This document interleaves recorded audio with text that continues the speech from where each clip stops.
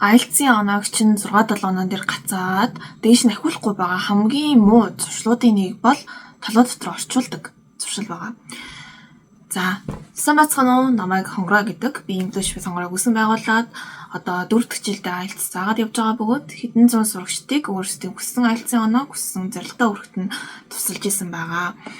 За, энэ удаагийн бичлэгээрээ болохоор би түгээмэл одоо англиас сурч эхэлж байгаа хүмүүс бүр сураад ингээ intermediate advanced tuition рүү очисон хэрний хүртэл оноо нь өдөө хүртэл IELTS-ийн 6-7 онооноос ахиж чадахгүй байгаа хүмүүст түгээмэл байдаг нэгэн асуудал буруу зуршлуудын нэг болох толгойд орчуулах энэ зуршлыг хэрхэн засах вэ? Яагаад энэ буруу вэ гэдэг талаар ярилцах болно.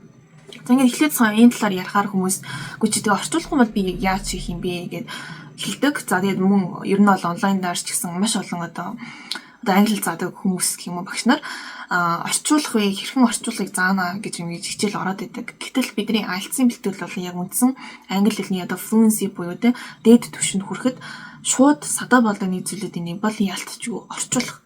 За энэ орчуулгатай юу ордог вэ гэхээр толгой дотор эхлээд монголоор бодчихгонгуудаа дараа нь англи хэлээр орчуулдаг.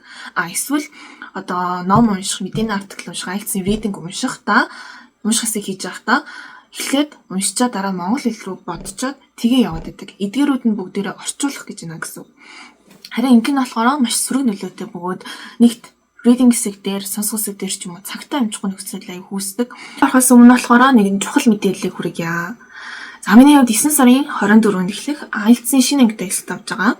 За тэгээд энэ анги маань болохоор 2 сар үргэлжлэх бөгөөд ерөнхий B1 болон B1-ээс дээш түвшний хүмүүс эсвэл IELTS-ын бүр төгсчихсөн тийм хүмүүс яг шууд IELTS-ийн хичээлд маань суугаад тэгээд бэлдээд явах байгаа. За энэ хичээлүүд маань гол онцлог юм бол ерөнхий англи хэлний мэдлэг мөн IELTS-ийн скил чадварууд дээр төлөвлөрч маш ажилдаг бөгөөд тэгээд бүх хичээлүүдийг би өөрөө 100% удирдан ордог бөгөөд за тэгээд хичээлд маань бүртгүүлээрээ хичээлийн талаарх мэдээллийг доорх Google Form байгаа. Доорын description буюу тайлбар хэсэгт хэвтэ видеоны тайлбар хэсэгт форм байгаа. Тэр форм дээрээс мэдээлэл аваад page хуудас руу маань шууд холбогдоод тэгээд яг нь бүртгүүлээрээ.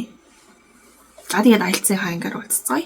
За үргэлжлүүлээ бичлэгт орцгоё. За тэгээд сонсох хэсэг speaking буюу ярианы хэсэг дээр мөн аюух pause буюу зогсож заавж эсвэл сул аваа авч ярьдаг. За сул аваан дээр юу ордог вэ гэхээр like гэсэн эдгээр үгнүүдээ аюух ашиглаж хүмүүс яриад байдаг. Эдгээр сул аваа. Хэрвээ сул аваа ашиглаж та speaking дээр ярьж байгаа бол оноо чинь 6-аас дэж гараад аюух хүнд гэсэн үг. Яагаад гэвэл сул аваа сонсож байгаа хүний яриа сонсож байгаа хүн чинь яриагч ойлгоход хүндрэлтэй болгодог.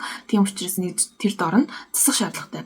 Дээрээс нь унших хэсэг дээр мөн бид нар минутанд ойролцоогоор 200 үгийг уншиж ойлгож одоо хариултыг олох чадамжтай байх хэрэгтэй байдаг. Гэтэл энэ хугацаанд хэрвээ та англиар уншсан зүйлээ монгол хэл рүү бодож л байгаа бол орчуулад байна гэсэн үг. Тэгэж ганц хоёр монгол бодол орж ил байгаа бол орж ирж байгаа бол та орчуулад байна. Тийм учраас эн чинь яг нөгөө цагтаа амжихгүй байгаагийн бас нэгэн томоохон шалтгаануудын нэг ялтч мөн гэсэн үг. За ингээ өмнө сурч ирсэн сурагчдаас нь аюух анзаарэгддэг. Ном уншиж байхдаа хүртэл араас нь ингэж боттож монголоор орчуулад эсвэл дотроо ингэж монголоор ярьчаад тэг яваад идэг. Хэрэг монголоор бодож л байгаа бол та орчуулад байна гэсэн үг. Тэгээд IELTS reading listening speaking writing бүх дөрвөн партуудад оноонд ч маш сөргөөр нөлөөтэй байдаг. Тэгвэл хэдүүлээ яагаад хүмүүс ингэж дийлэхдээ монгол хэлээр орчуулад идэм бэ гэдэг талаар ярилцгаая. Шалтгаанууд. За нэгдэх юм бол анхнаасаа буруу сурсан байдаг. Дийлэх багш нар өөрсдөө монгол хэлээр орчуулангуудаа хүүхдүүдэд ч гэсэн монгол хэлээр орчуулж явах хэрэгтэй гэсэн юм буруу талд суулгаж идэг. За миний хувьд хичээл дээр болохоор монголоор орчуулах нь ерөөсөө зөвхөн хүүхдүүдийн ойлгоцыг баттгахын тулд орчуулдаг. Бус тохиолдолд монгол хэлээр орчуулж ярих бол аюул дургүй. Ер нь хичээлүүд бол монголоор тайлбарлах нь бол тайлбарладаг.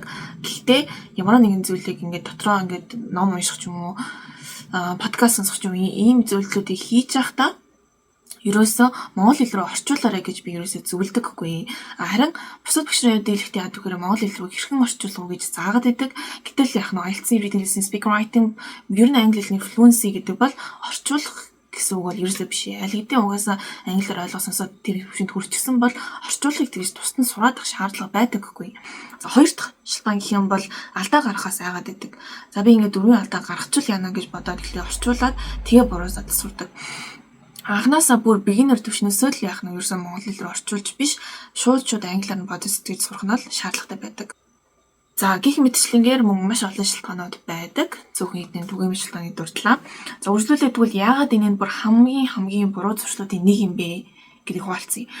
За ингээ миний хувьд ингээд одоо онлайн сошиал медиа ингээ явж ангууд олон англи хэлний сургалтын газрууд хэрхэн монгол хэл рүү орчуулах вэ? Хэрхэн орчуулъя? Би эхний хичээлээсээ заана гэх мэтчлэнгээр тийм лого лоосон лейбл гаргаад маркетинг хийгээд байдаг.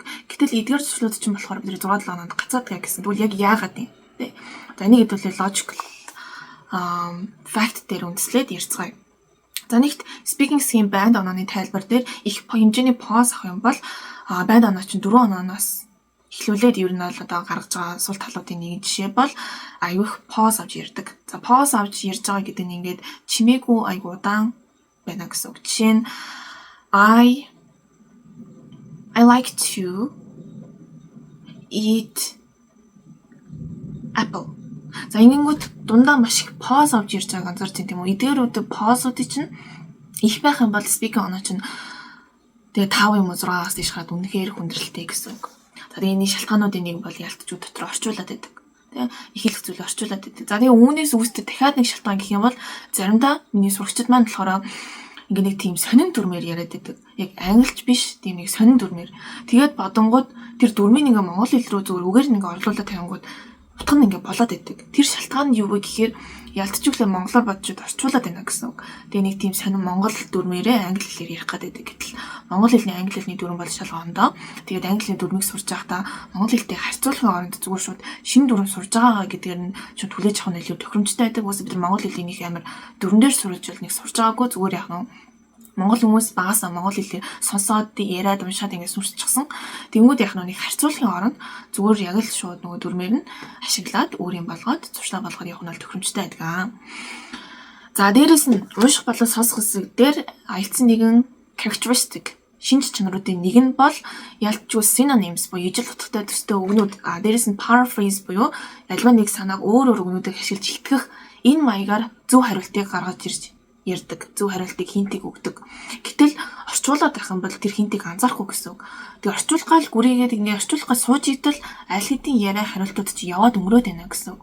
Тэгэхээр өмнө сонсосыг хийж идэл яах нь хариулт ингээ яваад өнгөрцөн тэгээ араас нь ингээд бачимдаад ингээ нэг сонсоод ингээ сандарч байгаа тэр мэдрэмжийг авч л байсан бол бас яах нь хэрэв орчуулаад байна уугүй юу гэдэг өөрөө шалах хэрэгтэй гэсэн үг. Хэрэв өөрийнхөө тэр одоо орчуулж байгаа хэсгийг мэдрэх юм бол яах нь дараагийн одоо нэг танилцуулт техникүүдийг аргуудыг мөн сурч аваарай.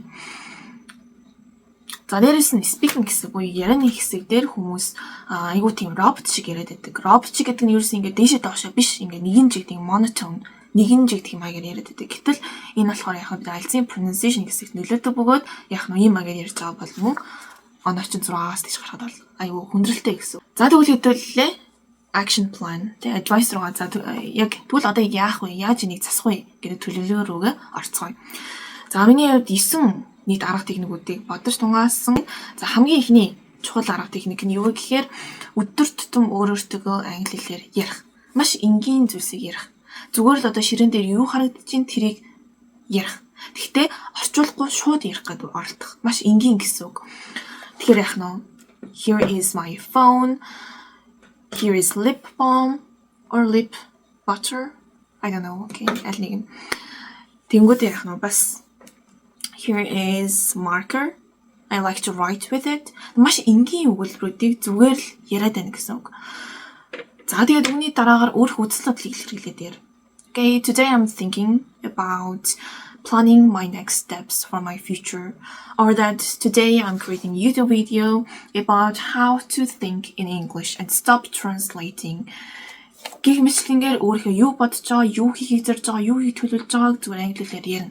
Ингээд ямар нэгэн маягаар монгол хэлээр бодохгүйгээр шууд ярих хичээн гэсэн үг. Үүний дараагийнх нь хоёр дахь арга техник нь юу вэ гэхээр өөрийгөө англи хэлээр байнгын хүрээлүүлэх. За энэ арга техникийг болохоор immersion гэж хэлдэг. Immerse гэж үгж байна өөрийгөө. Тэрний юу гэхээр англи хэлээр дандаа аудио сонсон гэсэн. Тэгэнгүүтээ ингийн бол подкаст сонсч болж байна, кино үзэж болж байна, YouTube үзэж болж байна. Энэ бичлэнгээр дандаа англи хэлээр өөрийгөө хүрээлүүлнэ. За дараа нь орой унтахаас өмнө ч юм уу ном уншина, байнгын ном уншина. За тэгэнгүүтээ үргэлжлүүлээд тэмдэглэл хийж явахдаа байнгын англи хэлээр бичиж аавна. Энэ мэтчлэнгээр яах нь өөрийгөө байнгын англи хэлээр хүрээлүүлнэ. Тэгээд авах тусам аяанда англи хэлээр бодоод сэтгэдэг болоход ч их тустай. За синий дурдсан ихний хоёр арга техник нь бол шууд англиар сэтгэдэг болоход ч айгүй шаардлагатай, хэрэгтэй практикуудын нэг юм. За дараагийн 3 дахь арга техник нь юу вэ гэхээр одоо native speaker-ууд байгаа тийм үү, одоо унган англи хэлтэй хүмүүс байгаа. За энэ англи хэлтэй хүмүүсийн YouTube суугч мөн кино одоо тэр actors тийм одоо жүжигчд байна. Эсвэл дуучид ч юм одоо дуртай нэг тийм дуртай хүмүүстэй болох. Тэрний юу гэхээр одоо бүр амар хайртай хүмүүстэй болох гэсэн. Жишээ нь одоо миний хувьд гэхэд за нэг юм reaction хийдэг YouTuber-т анх ингээ англиар сурж байхдаа амар дуртай байдаг байсан. Ингээд олон ингээ киноны reaction хийдэг. Тэгээд ингээ native speaker айгуу цэвэрхэн дуудлагатай, дээрс айгуу царайлаг тийм учраас айгуу ингээ үзэх амар дуртай. Тэгээд бас ярианы хэм аян ч гэсэн өөр амар дураж ярих дуртай байдаг байсан. Тэр бас англи хэлний одоо speaking чадвараа сайжруулах speaking 9 он авахд хүргэжсэн чухал одоо point тийм бас нэг байсан. За мөн үргэлжлүүлээд мөн би Taylor Swift-д бас амар дуртай Swift гэсэн үг. Тэгээд яг нь ер нь л Taylor Swift-ийн за дуунуудыг сонсох тий. Тэгээ дээрээс нь хамгийн гол нь ярьслуудыг амар үзэх дуртай. Өөрөх үзлээд өөрийн opinion нэг илэрхийлсэн тэр одоо видеонууд үзэх сонсох амар дуртайсэн. Тэгээд тэрийг сонсоод миний үзэл бодолт ингээд шинээр ингээд өөрчлөлтүүд ингээд англиар ер нь л ингээд бичигдэж гэсэн юм их тийм үү. Дээрээс нь юу нэг ярианы юм аа үзэл бодлыг гэсэн би өөртөө ингээд суулгаж авч байгаа юм шиг мэдрэмж авч ирсэн. Тэгээ яг тэр ч гэсэн тустай байдаг. За тэгэхээр өөрийн маш хайртай, өөрийн маш дуртай тийм нэг native speaker-ыг мөн хэрэг байхгүй бол олж аваарай. Доор хаяж нэг 5 10 ч хүн ч юм уу олж авбал сайн гэсэн үг. За дараагийнх нь дөрөвт арга техник нь болохоор ярьж байхдаа, алхаж байхдаа ярих. За энэ юу гэхээр би одоо 10 жилээ төгснөхийн дараа сургууль руу ч юм ажил руугаа явж байхдаа ингээд алхаж явах явцдаа айгүйх өөртөө англиар ярьдаг байсан. За тэгвэл өөрөөсөө монголоор ярьж байгаа юм бол хүн сонсох юм бол ямар сонирм бэ гэж бодох бол хүмүүс англиар ярьж байгаа юм бол харин ч нэг тоодоггүй эсвэл ямар одоо мундаг юм бэл гэж бодох бах тийм үү. За тэгвэл миний хувьд тэр бол ерөөсөө хамаагүй зүгээр би ингээ алхаа явж байхдаа дандаа зүгээр өөрөөсөө англиар ингээ ярьдаг байсан. Эсвэл өөрөө уншиж байгаа номын талаар ярьж болно өөрөөсөө. Эсвэл хаашаа явж байгаа тэр талаар ярьж болно. Юу харж гин, юу харагдаж гин, өнөөдөр ямар цаг агаартай байна. Тэгээ weather condition цаг агаарын талаар ярьж иж болно. Энэ мэтчлэнгээр 9 шидийн өөртөө орж ирж байгаа юу л ярмаар тэрийг өөрөөсөө ярьдаг байсан. Чанга дугаар амаанийч ярьдаг байсан. За энэ л ялцчих маш чухал арга техникүүдийн нэг тэр тусмаа алхаж байгаад ярьж байгаа шалтгаан нь юу вэ гэхээр хүн алхаж байхад хүний тарих илүү хурдан сэрэг ажиллаж идэг, илүү actively илүү төвлөрч ажиллаж идэг. Тэгэнгүүт яах нь энэ англиар бодож сэтгэдэг болоход чинь тэр одоо энэ process энэ үйл явцыг илүү хурдан болгоход тусдаа нэг арга техникүүдийн бол яах нь алхаж байхдаа яриа гэсэн. За дараагийнх нь 5 дахь арга техникийн хувьд болохоор practice буюу байнгын үргэлжлүүлээд өдөр тутамдаа байнгын хийгээд гэсэн. Хүнгээ дэлгэх сурагчид хүмүүсийн ингээд гаргадаг занж everyday бол хаяада нэг хийчээд тэгээ болчдөг. Өнөөдөр сонссон видеоны талаар practice хийхгүй ч юм хайчдаг. Эсвэл яг нэг 2 өдөр хийчээд тэгээд хайчдаг. Тхийн оронд яг нь байнгын хийж явах хэрэгтэй. За дараагийн 6 дахь арга техникийн нэг нь болохоор үгсийн сангаа байнга тэлж явах хэрэгтэй. Мэдээч ярина гэдэг чинь яах нь бодож сэтгэн англиар бодож сэтгэдэг бол ярина уншнаа сонсноо бичнэ гэдэг чинь байнгын үгсийн сангаа тэлж явах хэрэгтэй. За тэгээ үгсийн сангаа тэлэхтэй болохоор тэлж байгаа тэр бичиж байгаа тэмдэглэж байгаа өгнүүдээ ашиглаад дандаа өгүүлбэр зохиож яриад авах хэрэгтэй. За энэ бол нэлээд чухал. За тэгээд энэ аргаас үндэслээд мөн дахиад дөрмийн сангаач гэсэн тэлж явах хэрэгтэй. Дөрмийн мөн сайжруулан дээрээс нь яах нь сурж байгаа дөрмөө ашиглаад байнгын өгүүлбэр зохиож бичих, ярих тасгалуудыг хийж явах хэрэгтэй. Тэрний юу гэхээр одоо за өмнө хийсэн видеоны доор хэрхэн англи хэлний дүрм цээжлэх вэ гэж асуусан байсан.